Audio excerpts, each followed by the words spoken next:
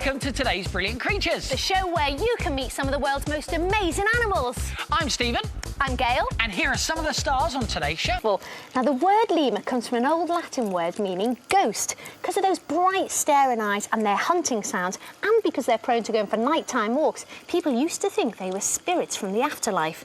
Now, these two guys are ringtail lemurs, and if you look at those amazing tails, you can see why. Now, their tails are very important indeed. They do look beautiful, but more than that, they can actually talk. Now, in body bear language that you or I can understand, but if you're a lemur, the tail, it says a lot. Now, more than other lemurs, these guys actually spend a lot of time on the ground. But look, they've only got those short little legs, so when they're in the long grass, it's easy for them to get separated from the group. And a lone lemur won't survive very long. Now, what the lemurs do is they actually stick their tails above the grass so everyone can see where everyone is. It's a bit like saying, "Oi, I'm over here." Now, the tails might be lovely and beautiful, but more than that, they can actually fend off rival lemurs. You see, the lemur can produce like a fatty gunge from special glands in its body, and it picks up the fatty gunge with its tail and flicks it always back at the enemy. Which is a really good way of telling someone to clear off. But even tails as brilliant as these ones don't say everything. Lemurs can actually talk to each other as well. And there are over 15 different lemur calls. And here's just a few of them. Now, listen up, you ready? See? Nicely done. That is like our baby talk. That's the way its mother calls its young. There's also meow. A loud meow. Meow. Which is used to call the group together. Now, they're not taking any notice. That's supposedly the war cry, which can be heard over 1 kilometre away. Your turn. Yeah, what about this one? What, you ready? Woo, woo. Woo, woo. Believe it or not, that's an alarm call in case of danger. The language of the lemurs is so complex, they can even tell each other when an attack is coming from the air. From a bird of prey. Or from the ground. So the lemur knows which way to run. When it comes to brilliant creatures, lemurs speak for themselves.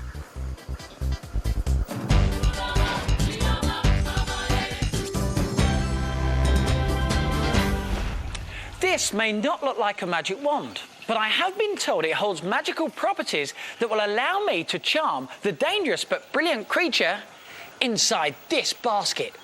Now, first thing I need to do is take the lid off the basket. And for that, I'm going to use this. You'll understand why when you see what's inside. Here we go. This is a monocled cobra. It's an extremely fast-moving, dangerous and venomous animal. It's the same type of snake used by snake charmers all over India. The snake charmer sits in front of his cobra, playing a special pipe. The snake rises up out of the basket and gets into the strike position, apparently concentrating on the music. So, we're going to put it to the test and see if snake charming really does work here in the Brilliant Creature studio. Watch this.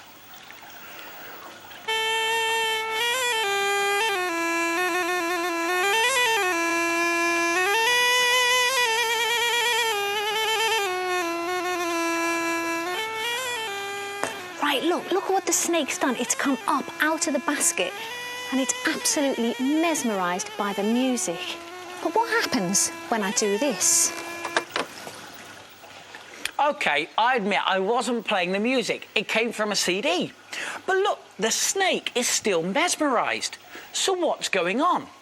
Well, it has nothing to do with the music, but has everything to do with the pipe.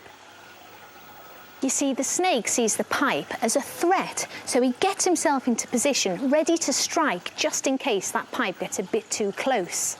You don't need to have any musical talent whatsoever to be a snake charmer, because snakes cannot hear a thing.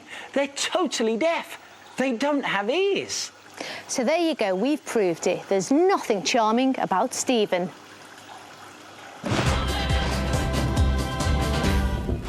Now, if you were watching Brilliant Creatures last time, you'll know that Stephen and I were presented with a really unusual challenge. And that was for one of us to enter a sheepdog trial. So, after some initial training, it was decided that I'd be the one to enter the competition. And she was very nervous. No, I wasn't. See for yourself.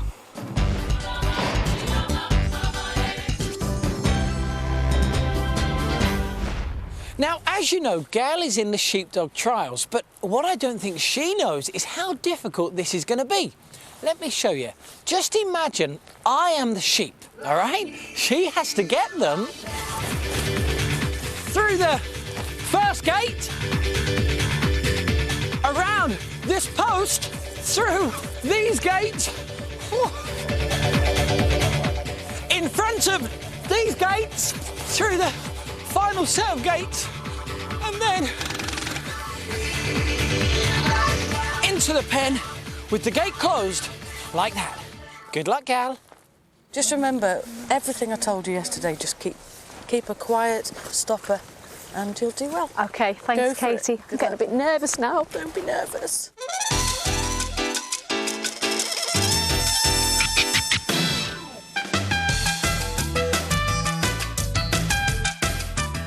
Away. Well, Splash has gone to get the sheep for me. Now, which way do I need it to go? Come by. Where? Lie down. Away here. Away here. Lie down. Away here.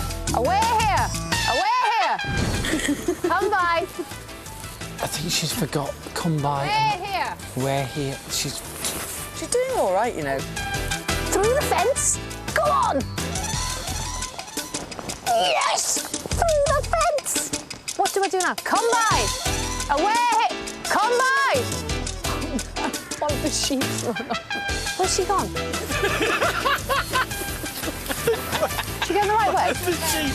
Let's just put it in the other field. And now the dog's gone. Come on. It's chaos. Open the gate. Open the gate. Open the pen. Come on. Come on. Come by.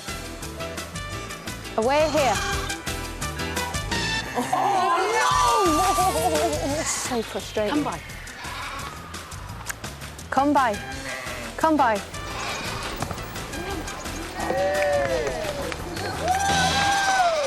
Yes! Yes! I can't believe it. Yes! The sheep are in the pen. That's it. The challenge has been accomplished. So I didn't think the sheep were going to go in.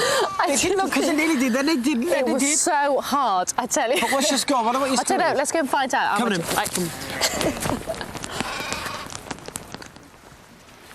Right. Right, come on then. How many points did I score? 30. 30? 30 out of 90, that's not bad, actually. Bad? So where does that put me? What position am I in? It brings you last. Is she really?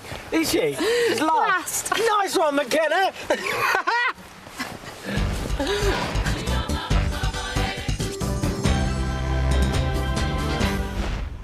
OK, now's the part of the show where we're going to put your and Stephen's animal knowledge to the test.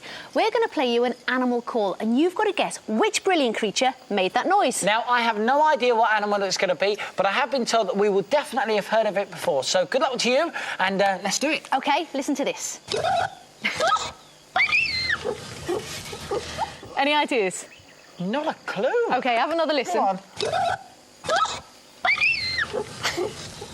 I don't know what it... Well, it sounds like something at the zoo, so, because it's an animal. Come on, have a wild guess. I would say it is pigs.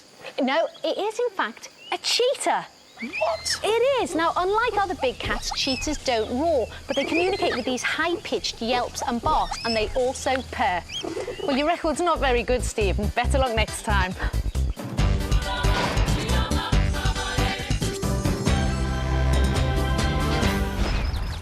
A pond is a fantastic place to watch wildlife from, but we're not all lucky enough to have one. But don't worry, help's at hand, because this is the part of the programme where we show you how to do it yourself.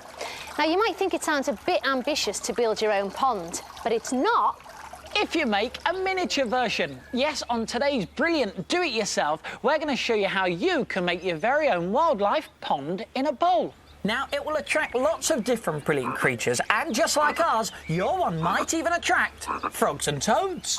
And most importantly of all, it won't break the bank. Now, the first thing you need to do is get yourself a bowl. An old wash and up bowl is ideal. If you haven't got one, then go down to your local pound shop. You can pick one up there for about £1, funnily enough. Now, the first thing you need to do is get some gravel. Add it to your bowl. A layer of about 2 centimetres. will be fine, like that. And then you need to get some pebbles and stones, and you're going to place these in the bottom of your pond. Now, it's really important that you stack up your pebbles and stones so that they reach the top of your bowl, because these provide entry and exit points for any visiting wildlife. And now you're ready to put your pond in place. Now what you've got to do is dig yourself a hole, just like we've done here, just big enough to fit your bowl in. Put your bowl in there and neaten down the edges. Now, don't worry if you don't have a garden to dig a hole, because you can put your pond on the ground just like this. Now, when it's on the ground, what you need to do is build around your pond with some logs and also some rocks. Let's put some rocks there. And this will allow the creatures to get in and out of your pond. Now it's time to add your water. And it's really important that you fill your bowl right up to the brim. There we go, like that. Another good idea is to get your hands on some branches and some twigs and have these going in and out of your pond. This will act as alternative entry and exit points for all the creatures, like a ramp. Another good idea, build up around your pond like this, and this will act as good shelter for frogs and any other creatures that visit your pond. Now, a really nice touch is to add some plants, and you can pick up pond plants really cheaply from all garden centres. And what you do is you just put your plants in your pond and tuck the roots into your gravel, just like that. Now, if you fancy making your very own Brilliant Creatures pond in a bowl, then what you have to do is check out the Brilliant Creatures website. We'll give you the address at the end of today's programme. When you're on the website, click on Do It Yourself, then look for Pond in a Bowl, click on that and you'll get all the information you need. Plus, there's a downloadable guide about all the brilliant creatures that could visit your pond. So whether it's in the ground Or on top. why not do it yourself? And make your very own Brilliant Creatures pond in a bowl.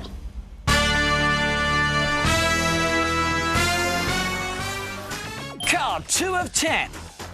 Name Squatina californica, also known as the angel shark. Special power, virtual invisibility shield.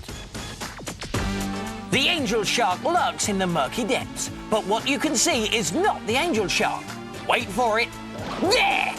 With lightning reflexes, the shark lunges from its sandy lair, engulfing its entire victim in that terrible mouth.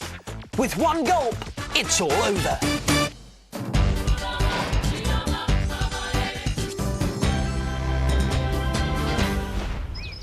This is a Netherlands dwarf rabbit. Isn't he tiny? In fact, he's the smallest of all the rabbit breeds in the animal kingdom, and he weighs less than a kilo, which is the equivalent to this amount of carrots. It's not very much, is it? But I tell you what, have a look at this. This is the continental Flemish giant, and look how large he is compared to the Netherland dwarf rabbit. He's massive, isn't he? Now, the continental Flemish giant weighs 11 kilograms, which is 10 times larger than the little one. Which is the equivalent to this amount of carrots. Now, that's a lot of carrots. So, the continental Flemish giant is very large. And the Netherland dwarf is very little, but they're both Brilliant creatures. And next time, meet these two brilliant creatures. They live thousands of miles apart, but they share a passion for rubbish. And in Do It Yourself, we show you how to change one animal into another with your very own magical metamorphosis chamber. Plus, we meet someone who had a close encounter with a group of gorillas. And we put the intelligent octopus to the test. Well, that's it for today's show. If you want to check out our website, the address is at the bottom of the screen now. And we'll be seeing you very soon when we meet more of the world's Brilliant Creatures. Bye. See ya. Bye.